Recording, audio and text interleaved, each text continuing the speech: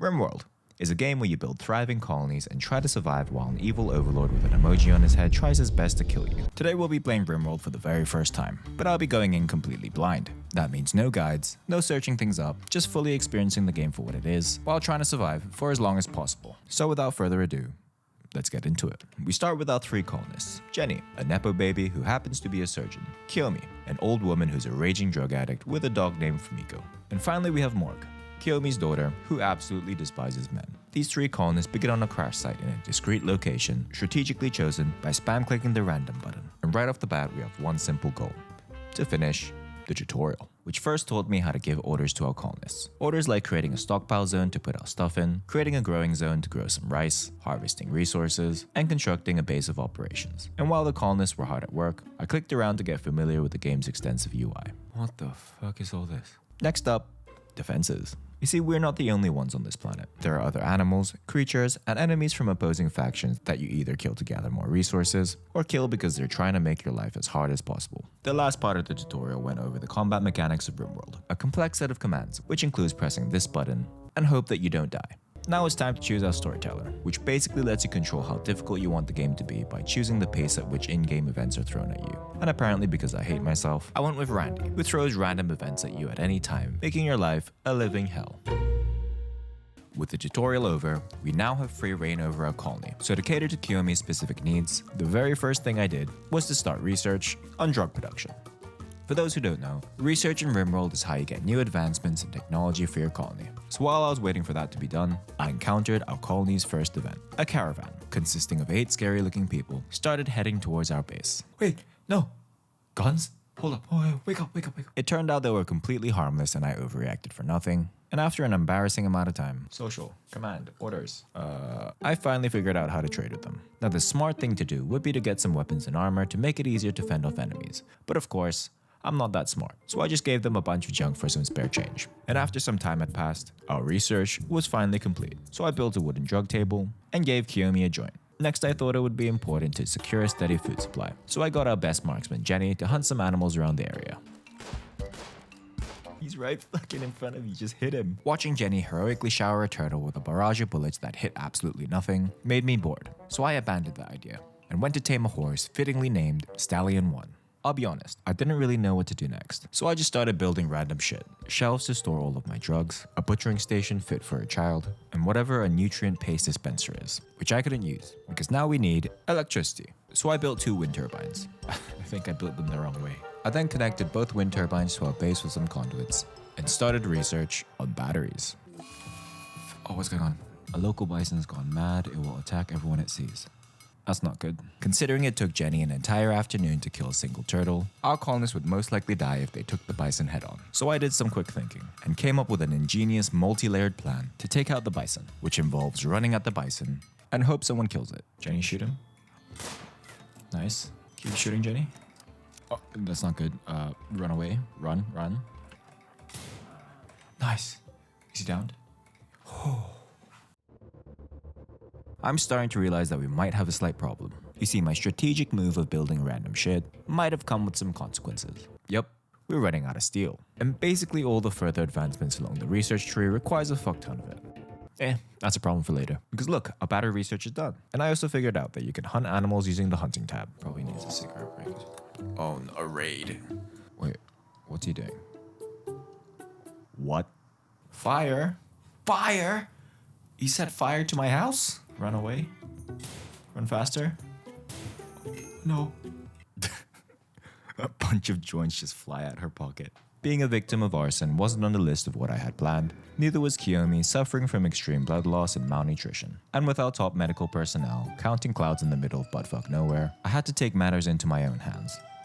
So I gave her a joint. She might be dying, but at least she's high. While Kiyomi was making a steady recovery, I scraped together just enough iron to make 2 batteries. Then I received the quest from the Prime Counselor of Banlarian, who informed us of a collection of valuable items in a nearby location with the possibility of unknown threats. So in Rimworld, pulling up the world map lets you form a caravan that gives you the option to travel to other locations. You can also designate who goes in the caravan, along with setting waypoints along the way to adjust the time it'll take for the entire journey.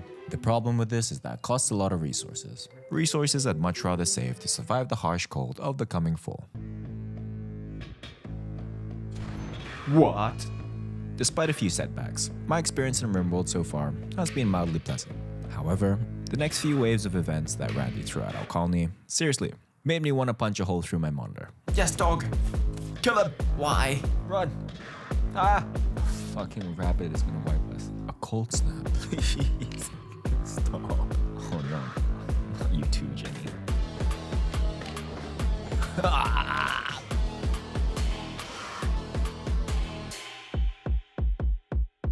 Okay, that should fix things. It didn't. The floors being covered in blood, and our colonists getting down every few minutes to a good mix of hypothermia, blood loss, and extreme hunger wasn't the biggest problem. The biggest problem was that all of our crops withered away before being fully grown, leaving us a yield of exactly 0 grains of rice.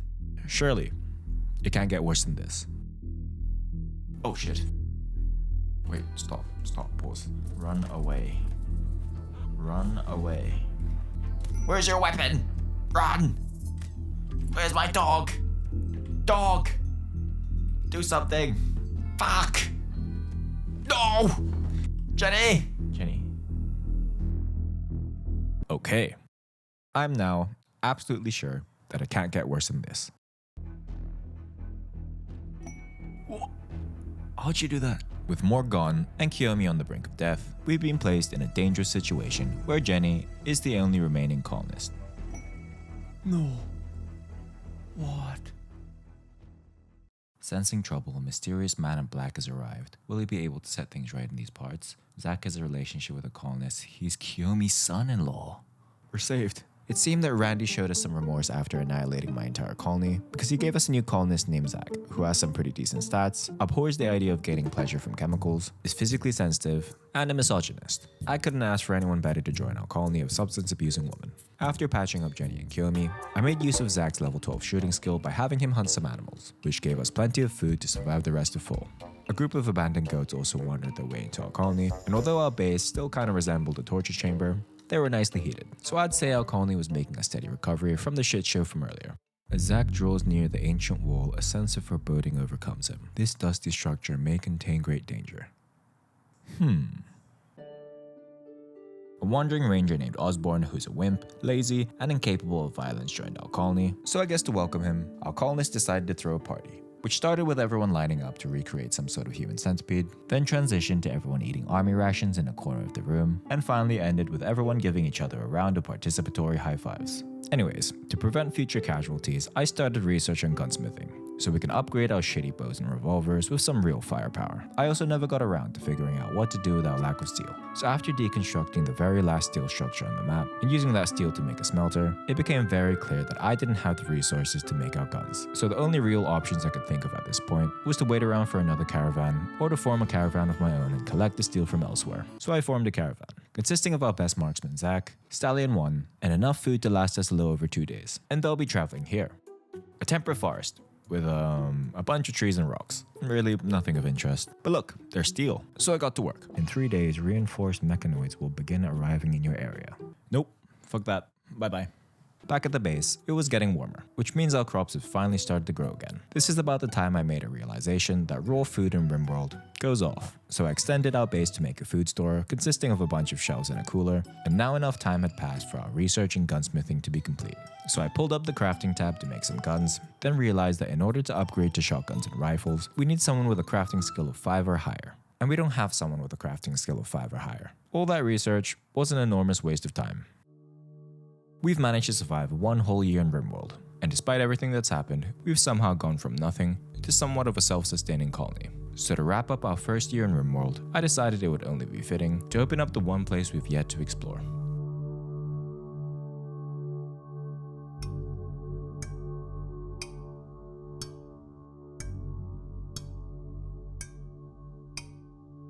Oh fuck. That's terrifying.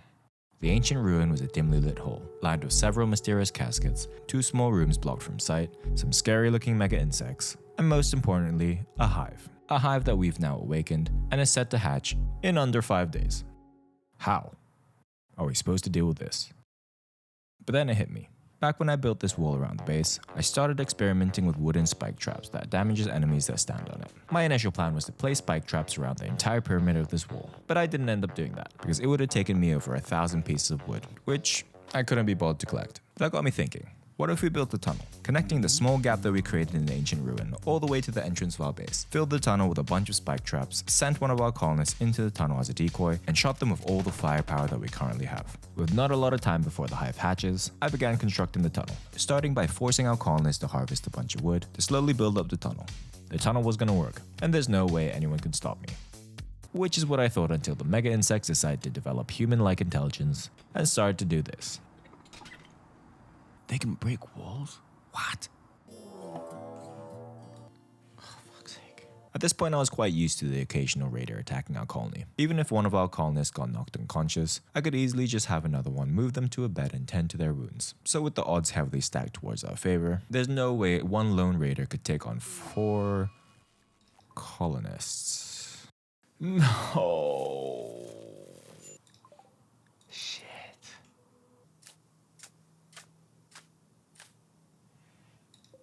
Oh wait, I can bury animals? If we can't bury him, we'll eat him. Construction continues, but I figured out that there might be a small problem with the design of my tunnel, in that any time a colonist would get within the vicinity of a mega insect, they would sprint off 3 screens away, curl up into a ball, and be useless for the next 5 minutes. But fear wasn't an excuse I was going to accept, so I repeatedly threw Osborne and Zack at the ancient ruin in hopes that the devs of Rimworld somehow snuck exposure therapy into the game. While I was messing around with that, I received worrying news from the base. Blight was now infecting all of our crops, meaning all of this is now completely useless.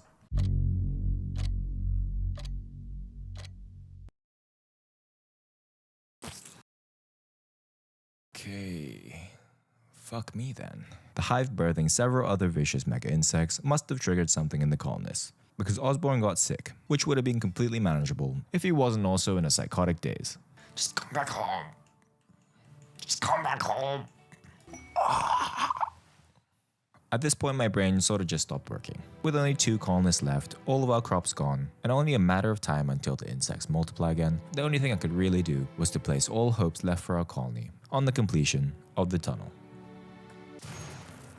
Oh no. There's a fire. Where is it? Where's the fire? What? And Kiyomi is incapable of firefighting. Oh no. Shit.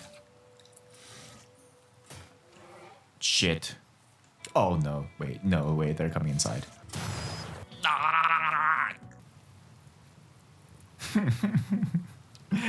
Randy! Well, I don't know about you, but I think that went pretty well.